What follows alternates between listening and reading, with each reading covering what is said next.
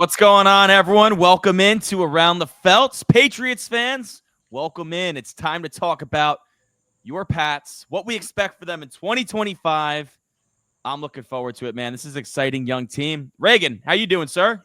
I'm good. I'm ready to talk some Patriot football. I'm sure they're all super excited, with the new coach, Mr. Mike Vrabel, former Yeah. player.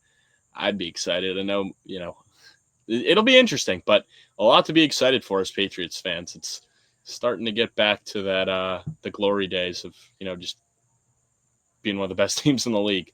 Yeah, they got a good core right now. They got a good coaching staff. Josh McDaniels is also back in Foxboro.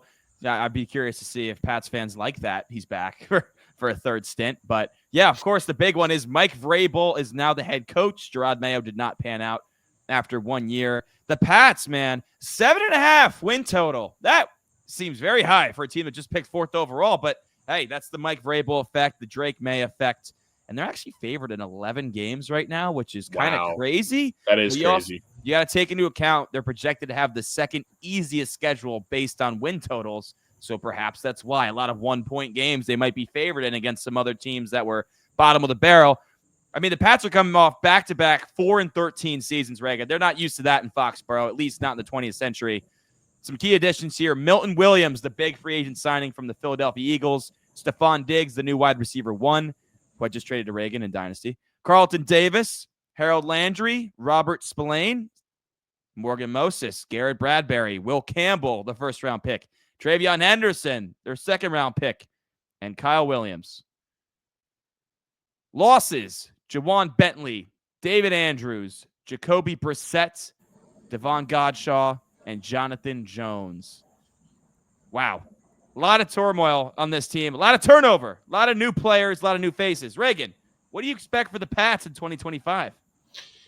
Yeah, I have them actually going 8-9. So I think this team will see much improvement. I mean, I think they're still a year away from the playoffs, but I think they're going to see a massive improvement. I think, Mike Vrabel is showing that he's a winner in this league. I mean, you saw what he did with Tennessee, and in Tennessee, they never had like crazy teams on paper. He never really had a quarterback. Like he was able to bring Ryan Tannehill as his starting quarterback to the number 1 seed in the AFC. So, this guy's a good coach. The defense is going to be good. And I think Drake Maye is a very good quarterback. You could say like it's still so early, but I mean, he definitely has the tools to be the number 1 quarterback in this class. I know everyone's already ready to crown Jaden Daniels, but give Drake Maye a season, give him a couple years. I mean, he showed a lot of flashes last year. They obviously bring in Stefon Diggs, which I think is massive. You saw what he was able to do for Josh Allen, a very similar type quarterback early in his career. So, and it seems like Diggs is fully recovered. And then obviously they go out in the draft and they get Will Campbell, they get Jared Wilson, they go out and get Garrett Bradbury, who was one of the better centers over in Minnesota. And then they bring in Morgan Moses from the Jets, who's a great lineman as well. So they're definitely fixing the offensive line. I mean, bringing in 4 new faces. And then Hunter Henry, obviously, very good tight end, became Drake Maye's number 1 guy. And then they go and get the dynamic back in Trayvon Henderson. Mm-hmm. Super excited to see what he can do there. Even though I think Rhamondre will still be involved, I think there'll be a nice 1-2 punch. And we've seen a lot of times with, the Bill Belichick era. And the only reason I'm throwing this out there is because Vrabel comes from that tree. They've utilized multiple running backs that have been very relevant for the NFL and fantasy. So I think Henderson will be great in the receiving game. And then on the defensive side of the ball, a lot of new faces in the offseason. I mean, you already highlighted it, but like Milton Williams, love that signing. Barmore, not a new face, but he'll be back and healthy this year. Huge for that defense. Yeah, very huge. Carlton Davis, I think, is a great add. Harold Landry, we'll see what he's still got, but that's good. Spillane was great with the Raiders, so that's an exciting one. And then, like, in their secondary, Christian Gonzalez is a beast, already a top 10 corner. You could debate top 5, but, he's a guy that if this defense is good, definitely could be pushing to get an all-pro nod for sure. Yeah, dude, I'm right there with you. 8-9 for the Pats. So we both got them doubling their win total from 24 and 23 with 8 wins. Wow. I mean, yeah. Part of it is Mike Vrabel, absolutely. But I'm a believer in Drake Maye, man. He only had 12 starts last year, 67% completion rate, 15-10 touchdown INT, over almost 2,300 yards. He showed a lot of flashes. It's not like he had a bunch of studs out wide either, or a good offensive line. The offensive line was garbage last year. They were 31st in pass block win rate and last in run block win rate. And Drake Maye still performed to that level. He also had over 400 rushing yards since he took over the starting job. That was only behind Daniels, Lamar, and Jalen Hurts in the rushing aspect, which is awesome to see as well. He adds that dual element to his game, particularly good for fantasy football, too, for those that play that. Yeah. The offensive line, they needed to get better. That's why you take Will Campbell at number 4. He's not necessarily an elite athlete, but he's a tough motherfucker. He loves to be here for the Pats. I mean, he's really excited to protect Drake Maye. They desperately needed a left tackle. I think Jared Wilson, the guard they took out of Georgia, is going to compete as well. He started only 1 year at center, but they're making the necessary adjustments to try to get this offensive line better to better protect Drake Maye. And you have to. I mean, you have to. Like, and that's what you like to see. That's what winning teams do. They make the proper moves to protect their quarterback and do the right things. I mean, they wouldn't be doing him a service for his growth if they didn't bring in new weapons and improve the offensive line. I mean, last year that roster was pretty bad, and they had a ton of money in free agency and, you know, a lot of high capital picks this year. And they did that. You know, they really bought in their Drake Maye and are doing the right things for him to continue to grow and have a nice sophomore year jump.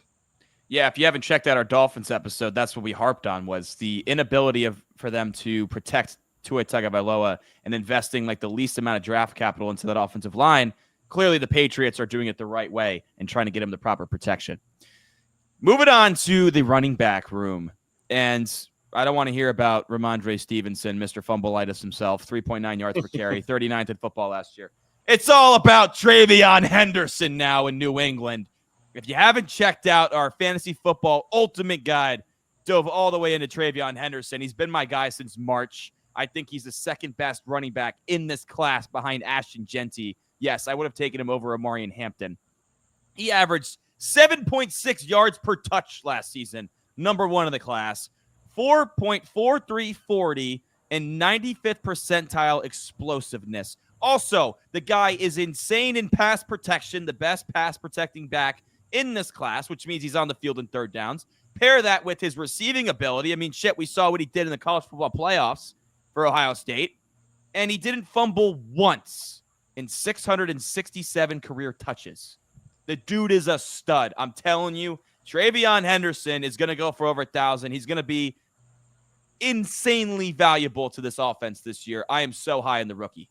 Yeah, I'm not as high just because I find it hard to believe that Stevenson's going to be completely cut out. I mean, he's the bigger back. Obviously, they have a lot of money tied up to him with the extension he signed last year with the 4 for $36 million, which is a good chunk of change for a running back.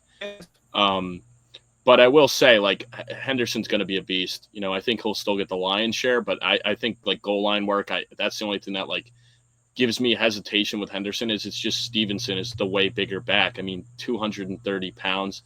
But, you know, Vrabel's an old school coach as well. You know, if he sees him consistently fumbling and he's not able to fix that issue, he's not going to play him. So I don't know. I view it as like a 67-33, like kind of like a not Montgomery Gibbs type situation, but they might try to do that. Similar styles between the two guys.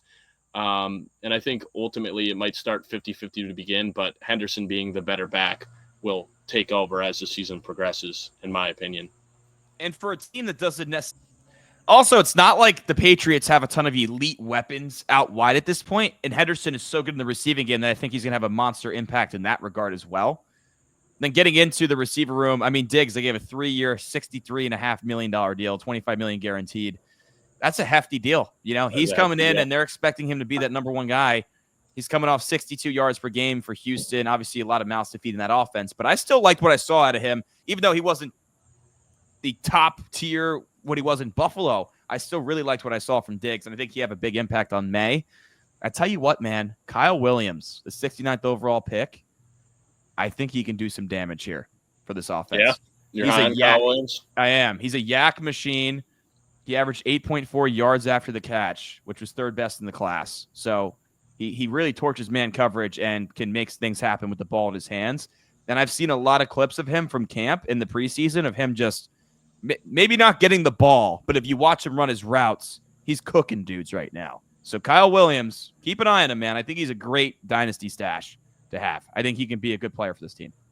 Yeah, no, I'm cool with that. I mean, it seems like the number 2, like looking at the roster, it does seem like the number 2 is open. I mean, I don't think Mac Hollins is going to be anything special. Like, I do like Pop Douglas out of the slot. I do too. So I think he'll still have some relevance as well, but that's not a bad 1-2-3 punch. I mean, what happened did Polk get cut already?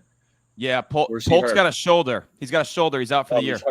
Oh, yeah. Okay. I was like, why is he not on their roster? Okay. Well, I was seeing talks that he was going to get cut. Second-round pick from Washington just in 2024. Yeah. There were talks he was going to get cut, and then there was a leak that he has to get shoulder surgery. He's out for the year. And Vrabel's like, no comment on that. I just want to figure out who the rats are in the building for like whoever leaked it. So Vrabel was pissed. Yeah, that is nuts.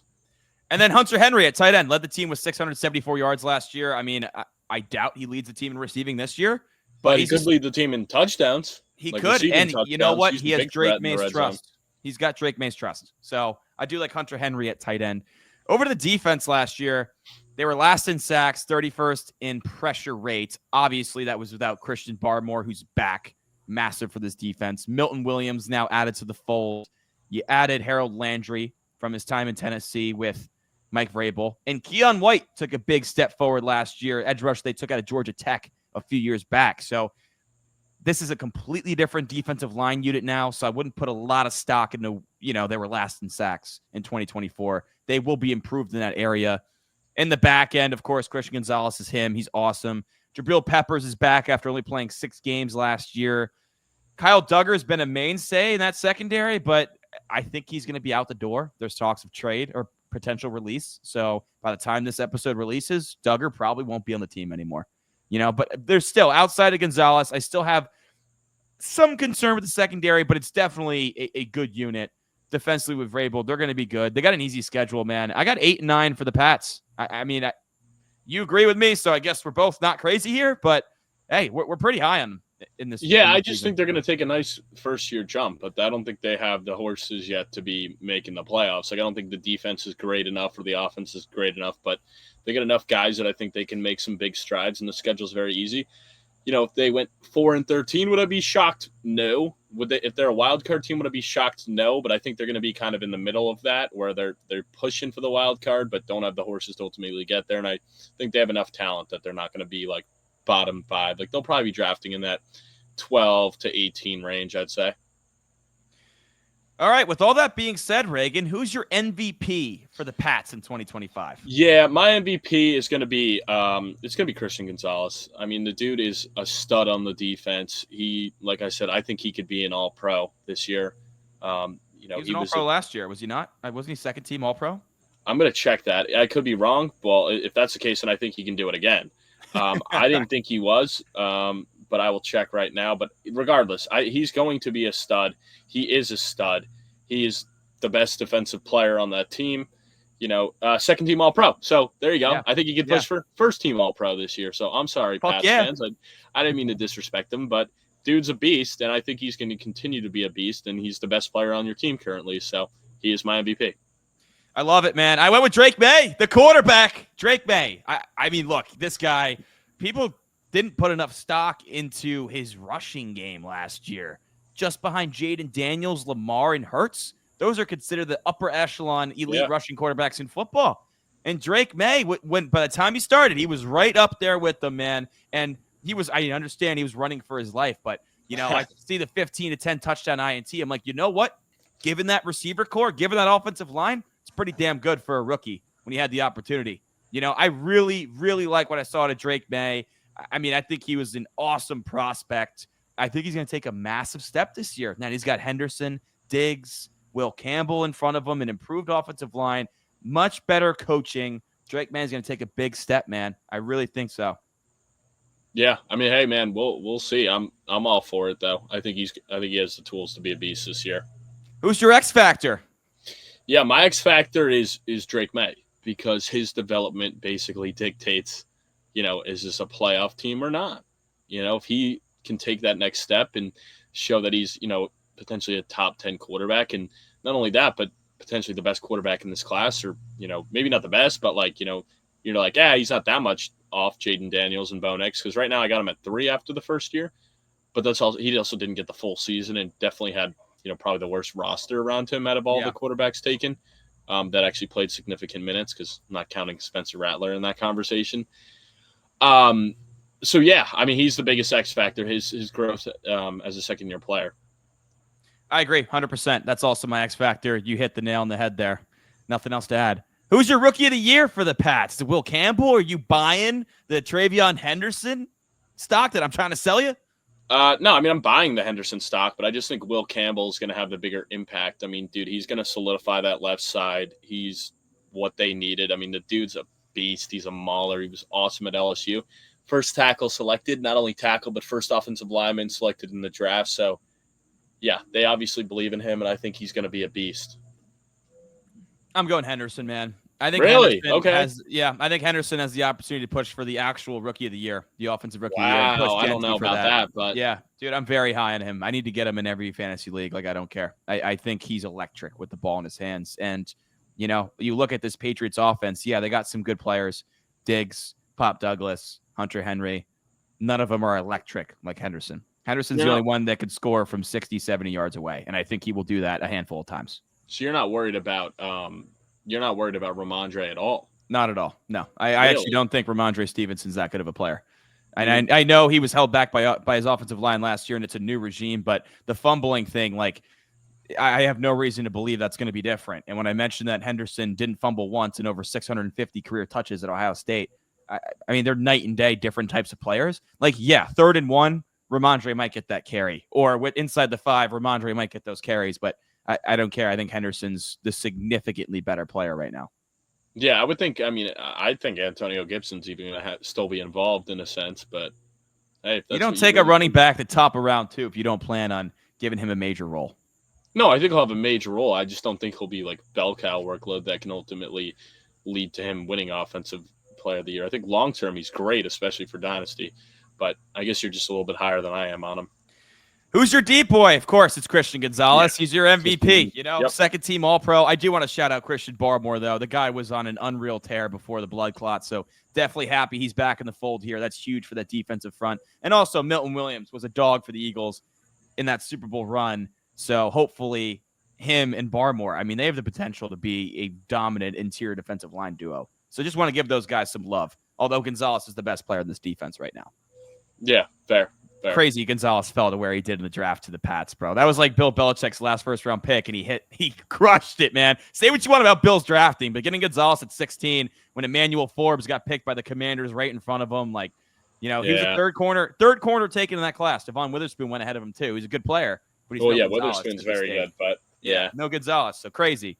Fantasy football, man. I mean, look, I harped on it. I'm all over Trayvon Henderson. I do like Stefon Diggs in redraft because someone's got to get targeted. I do. This talented quarterback, Drake Maye. Dude, I talked about Diggs on the fantasy one. Like, he is an incredible value. I know I just took him in a half point at pick 65 or 63. So, 12-man league. So that quick math. So, I mean, going into like the middle of the 6th to 7th, depending on your format, like, I think that's an incredible value because he's going to be the number 1 for the Patriots. I think he still has 100 catches in him for sure. I mean, I don't know what the touchdowns will look like, but a guy to get that kind of volume and targets share that I think he will get is an insane value because most of the other guys going in that area are like wide receiver 2 or 3s on their team. And if, a lot of people like us and, everyone's talking about how big of an improvement the Patriots are going to have this year, it's going to be because of him. So I think incredible value. I'm cool with taking the shot on Pop or Kyle Williams late in like best ball or in fantasy leagues, but they're more like long-term dynasty plays to me. And Drake Maye, I think, is even a great value just because of his legs alone, But if he pushes like 30 passing touchdowns this year, why not? I wouldn't be mad with him as my QB1. Yeah, I agree across the board, man. Diggs, also with that knee, man, that was like week 8 last year, I believe, or week 7. No, like early. I think it was like 4 or 5. No, you might be right. It was early in the season, though. It was like October. But the fact that he's like been practicing in full and he's like ready to rock for week 1 is huge. He looks healthy. He looks good. So definitely have confidence in Diggs there. And I like your point where he's the wide receiver 1 of this team, like bar none, where other guys in that range are 2s and 3s on their own respective teams. So that's a good call. Yeah, and he's the wide receiver 1, and he's a proven wide receiver 1 too. It's not like he's like a guy that hasn't done it before. Like, he's proven. Like, you saw what he did with the Vikings and the Bills and like early, like for the first couple games of the Texans, like he was very fantasy relevant. So it's not like some like young guy where we're hoping for the opportunity. Like, he's proven.